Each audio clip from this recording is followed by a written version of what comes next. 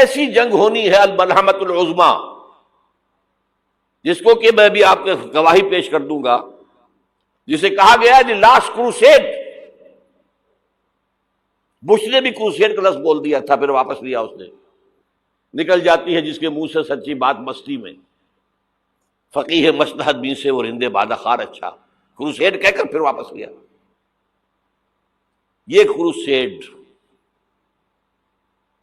اس کے اوپر جس قدر نقصان ہونا ہے عربوں کا، گریٹر اسرائیل بنے گا، یہ عراق، شام، اردن، سعودی عرب کا کچھ شمالی علاقہ، ترکی کا جنوبی علاقہ، مصر کا صحرائے سینا، اور اس کے ساتھ ہی جو بہترین اس کا زرخیز ترین علاقہ ڈیلٹا آف نائل، یہ سب یہودیوں کے قبضے میں جائیں گے۔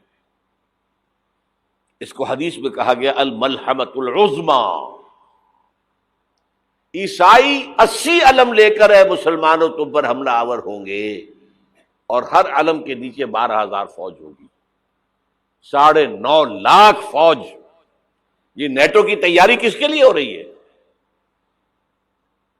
جب یو ایس ایس آر کا خاتمہ ہوا تو پوچھا گیا تھا نیٹو چیف سے، اب کس لیے؟ تمہارا وہ دشمن تو ختم ہو گیا، اب ہمیں اسلامک فنڈامنٹلزم سے نمٹنا ہے۔ وہ جانتے ہیں خطرہ یہی ہے، اب اسلام ابھر سکتا ہے، مسلمانوں کے سینوں کے اندر وہ آگ ہے، اوپر خاکستر آ گیا ہے، تمہیں اٹھانا بیٹھنا، یہ اندر تو انگارہ ہے، اوپر سے راکھ ہے، اس سے دھوکہ نہ کھا جانا ان کے دلوں کے اندر۔ اور بش نے کہا تھا مسلمان چاہتے ہیں کہ ہسپانیہ سے لے کر انڈونیشیا تک نظام خلافت قائم کریں، اور میں حیران ہوا تھا کہ اس کمبخت کو ہسپانیہ کا خیال کیسے آ گیا؟ ہمیں تو کبھی آتا ہی نہیں، اب ہم تو بھول گئے، وہ تو 500 برس پرانی بات ہے، جبکہ وہاں سے ہمیں نکال دیا گیا تھا۔ اگرچہ اقبال نے کہا تھا ہے ارض فلسطین پہ یہودی کا اگر حق، ہسپانیہ پر حق نہیں کیوں اہل عرب کا؟ ہسپانیہ میں تو 800 سال حکومت کی مسلمانوں نے، اور ابھی 500 برس سے گزرے ہیں نا۔ یہودی تو ارض مقدس سے 2000 سال نکالے گئے، انہیں لا کے آباد کیا گیا، عربوں کے سینے میں خنجر بھونک دیا گیا۔ وہ چھوٹا سا ملک جو چاہتا کرتا، کوئی پوچھنے والا نہیں۔ امریکہ جیسے اپنے بیٹے کی حفاظت کرے ویسے کرتا اس کی۔ اور حضور نے فرمایا ہے وہ جنگ جب ہوگی تو ایک باپ کے اگر 100 بیٹے ہوں گے تو 99 ختم ہو جائیں گے، ایک بچے گا۔ یہ حدیث ہے، حدیث ہے صحیح۔ اور آپ نے فرمایا ویل للعرب من شر قد اقترب، عربوں کے لیے ہلاکت ہے، عربوں کے لیے بربادی ہے اس شر سے جو قریب آ چکی ہے۔ اور آج جس طرح انہوں نے ان کی تہذیب کو اختیار کر لیا ہے، دبئی جا کر دیکھیے، بدترین مغربی معاشرہ جو ہے وہ دبئی کے اندر ہم نے قائم کر کے دکھا دیا۔ اب سعودی عرب اس راستے پر بڑھ رہا ہے۔ اور اس کے بعد نمبر 2 پر جو ہے ہم پاکستانی ہیں، لیکن میں اس کے وہ پہلی بات جو کہہ رہا ہوں وہ تو یقینی ہے، اس میں تو احادیث صحیحہ موجود ہے۔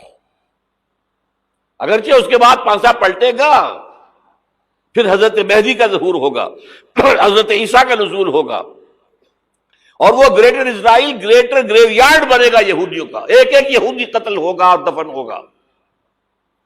یہ بات میں ہونا ہے، میں پہلی بات بات کر رہا ہوں۔ وہ پانسا پلٹے گا جب پلٹے گا، ابھی جو سامنے ہے وہ کیا ہے؟ جس ملحمۃ العظمیٰ کہا حضور نے، جسے آرمگیڈون کہتے ہیں عیسائی۔ آرمگیڈون کی اگر کہیں جا کر آپ دیکھیں گے، آپ ڈکشنری میں مانی تو کیا لکھا ہے؟ A very big war which will be fought between the forces of evil and good before the end of this world۔ اس دنیا کے خاتمے سے پہلے خیر اور شر کی قوتوں کے درمیان بہت بڑی جنگ ہوگی۔ ارمجدون اسے کہتے ہیں عربی میں، اور آرمگیڈون اسے کہتے ہیں انگریزی کے اندر، اور یہ بائبل کی آخری کتاب کے اندر ہے، جو اس میں کہ مکاشفات یوحنا، ریولیشنز آف سینٹ جان۔ یہ تو میں کہہ رہا ہوں یقین کے ساتھ، اور زیادہ دور نہیں ہے۔ آیا چاہتا ہوں، اس لیے کہ یہودیوں کا اور عیسائی جو کنزرویٹوز ہیں، نیو کنزرویٹوز، ان کا 5 نکاتی ایجنڈا ہے متفق علیہ، جس کے تحت کہ یہ جنگ صلیبی شروع کی گئی ہے. وہ سن لیجئے آپ. آرمیگیڈون نمبر 1، گریٹر اسرائیل قائم ہو جانا اس کے نتیجے میں نمبر 2، مسجد اقصی اور قبۃ الصخرہ کو گرانا نمبر 3، وہاں تھرڈ ٹیمپل، وہ مسجد جو حضرت سلیمان نے بنائی تھی 1000 قبل مسیح میں، پھر برباد کی تھی نبوکدنضر نے، دوبارہ بنائی گئی، پھر دوبارہ ختم ہوئی 70 عیسوی تک گری پڑی ہے. ان کا خانہ کعبہ گرا ہوا ہے 70 عیسوی سے لے کر آج تک. ایک دیوار ہے ویلنگ وال، جہاں جاتے ہیں، روتے ہیں، پیٹتے ہیں، ماتم کرتے ہیں، وہاں وہ بنے گا تھرڈ ٹیمپل. اور نمبر 4، اس میں لا کر رکھا جائے گا تخت حضرت داؤد کا. یہ تخت کہاں ہے اس وقت؟ یہ لندن شریف کے اندر جو ان کی پارلیمنٹ کا جو چرچ ہے، ویسٹ منسٹر ایبے، اس میں رکھا ہوا ہے.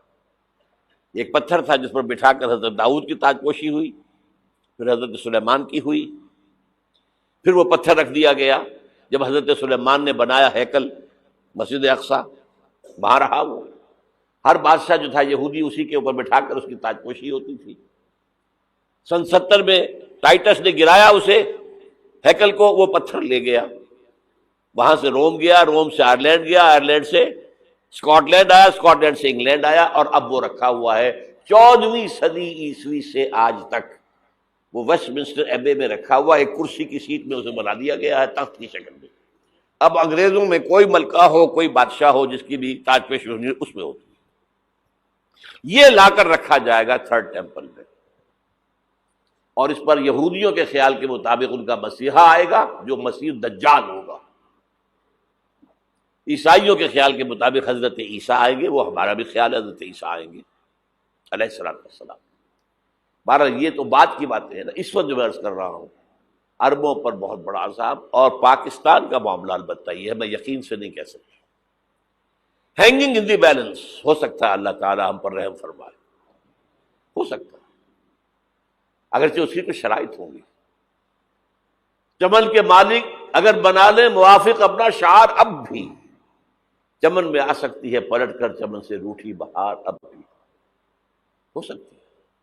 اور یہ بھی ہو سکتا ہے کہ اللہ تعالیٰ نے معجزانہ طور پر ہمیں ملک دیا، ہم نے اللہ سے بدعہدی کی، وعدہ خلافی کی، غداری کی، لہذا سزا دی جائے اور ہم سے یہ ملک چھین لیا جائے. It's just possible. دور نہ سمجھے اسے، انہونی بات نہ سمجھے. جو گھیراؤ ہو رہا ہے آپ کے مغرب میں نیٹو فورسز اور مشرق میں بھارتی فورسز گدھوں کی طرح بیٹھے ہوئے انتظار کر رہے ہیں پاکستان اور ڈسٹیبلائز ہو جائے، یہاں اور بدامنی ہو جائے. اب لاہور میں پھر آج دھماکے ہو گئے ہیں. 2 دن پہلے کا دھماکہ میں سہ کے آیا ہوا ہوں، آپ کے سامنے بیٹھا ہوں. وہ جانیں بچی ہیں جو ہماری اکیڈمی کا حشر ہوا وہ میں آپ کو نہیں بتا سکتا. یہ سارا کیوں ہو رہا ہے؟ تاکہ یہاں بدامنی ہو جائے اور ہمیں جواز مل جائے. مغرب سے نیٹو فورسز داخل ہو جائیں، مشرق سے بھارتی فورسز آ جائیں، اور ہمارے ایٹمی دانت توڑ کر اور پھر ہمیں بھارت کے سامنے ڈال دیا جائے. نو ڈو ایز یو لائک. یہ ان کا نقشہ ہے. ہوگا کیا وہ اللہ جانتا ہے. ہوگا وہ جو اللہ چاہے. لیکن اللہ کا چاہنا جو ہے وہ کس پر منحصر ہے؟ یہاں انقلاب برپا کرو، یہاں اسلام لاؤ. اگر دھندوں میں لگے رہو گے تو وہ خود بخود نہیں آ جائے گا انقلاب. صحابہ نے جانیں دی تھی، کتنی تکلیفیں اٹھائی تھی. 12 برس تک مکی دور کے اندر با نشہ درویشی در ساز و دمادم زن، جو پختہ شبی خدرا بر سلطنت جم زن. یوم طائف یاد ہے جو حضرت عائشہ فرماتی ہے کہ میں نے پوچھا تھا حضور سے کہ یوم احد سے زیادہ سختی بھی آپ پر کبھی آئی؟ یوم احد پر کیا ہوا تھا؟ تلوار کا وار پڑا تھا آپ کے چہرے مبارک. یہ جو رخسار کی ہڈی ہے اس کے اندر وار گیا ہے. اوپر خود کی 2 کڑیاں تھیں، وہ اس میں گھس گئیں. 2 دندان مبارک شہید ہوئے. وہ خود کی کڑیاں ایک صحابی نے اپنے دانتوں سے پکڑ کے کھینچنے کی کوشش کی، دانت نکل گئے، وہ نہیں نکلی. کیا جتن کر کے نکالی گئی ہوگی تو خون کا فوارہ آیا، اتنا خون گیا ہے کہ آپ بے ہوش ہو گئے، گر گئے. اور مشہور یہ ہو گیا کہ آپ کا تو انتقال ہو گیا، شہادت ہو گئی. یہ سیرت کبھی پڑھی ہے؟ حضرت عائشہ کے ہوش کا تو یہی دور تھا نا. یوم طائف میں تو آپ کی کیا تھی، بچی تھی، انہیں کیا پتا کیا ہو رہا ہے حضور کے ساتھ. 3 دن تک حضور مکے کی گلیاں اور وہاں کے اوباش لوگ پتھراؤ کر رہے گئے تھے اس امید میں کہ شاید وہاں کا کوئی سردار ایمان لے آئے. تو یہاں تو ابو طالب بھی فوت ہو گئے، یہی دنیاوی سہارا تھا، خاندانی سہارا تھا ابو طالب کے ذریعے. اور گھر میں ایک دلجوئی کرنے والی رفیقہ حیات تھی، وہ بھی، ان کا بھی انتقال ہو گیا. آپ نے کہا یہ عام الحزن ہے، اب تو سب کو طے ہو گیا قریش کو کہ آپ جیسے قتل کر دو ان کو. اسی لیے آپ گئے طائف، شاید وہاں کا کوئی بڑا سردار مانے، ایمان لے آئے مجھ پر، تو میں اپنا مرکز ادھر شفٹ کر دوں. تینوں سے ملے ہیں، تینوں نے وہ جواب دیے ہیں، نکل جاؤ یہاں سے، میں تمہارے ساتھ بات بھی کرنے کو تیار نہیں. اچھا، تمہارے سوا کوئی نہیں ملا تھا اللہ کو نبی بنا کر بھیجنے کے لیے؟ دیکھو جاؤ، میں بات نہیں کرنا چاہتا، ہو سکتا ہے میں بے عزتی کر بیٹھوں، واقعی تم اللہ کے نبی ہو تو میں مارا جاؤں گا، جاؤ.